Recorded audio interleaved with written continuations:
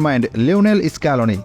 চিলির বিপক্ষে দেরি করে ড্রেসিং রুম থেকে বের হওয়ার জন্য স্ক্যালোনিকে $15,000 জরিমানা এবং 1 ম্যাচ সাময়িক বরখাস্ত করেছে কনমেবল। অবশ্য শুধু চিলির ম্যাচে নয়, এর আগেও প্রথম খেলায় দুর্বল কানাডার সাথেও তারা হাফ টাইমে 5 মিনিট পর খেলতে আসে।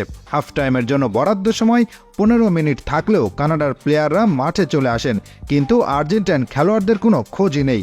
পরে খবর নিয়ে জানা যায় ফার্স্ট হাফের ম্যাচের ভিডিও বিশ্লেষণ করতে গিয়ে তারা বেশি সময় খরচ করেছে।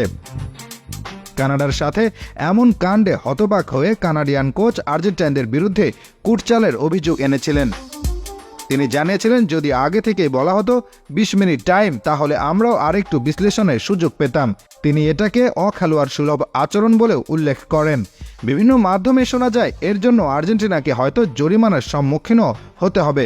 আর পরের ম্যাচেও একই কাজ করার জন্য সমালোচনার শিকার হয়েছে আর্জেন্টিনা।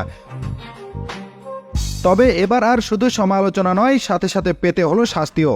তাই আগামী ম্যাচে ডাগ আউটে দেখা যাবে না মাস্টারমাইন্ড স্ক্যালোনিকে। তবে আর্জেন্টাইন সাপোর্টারদের ভয়ের কোনো কারণ নেই।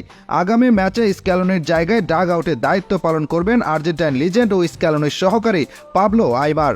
তবে স্ক্যালোনির কথা বাদ দিলেও আগামী 30 তারিখ পেরুর বিপক্ষে ম্যাচে ইনজুরির কারণে অনুপস্থিত থাকবেন মেসি। জানা গেছে মেসি আগামীকাল তার মেডিকেল টেস্ট করাবেন।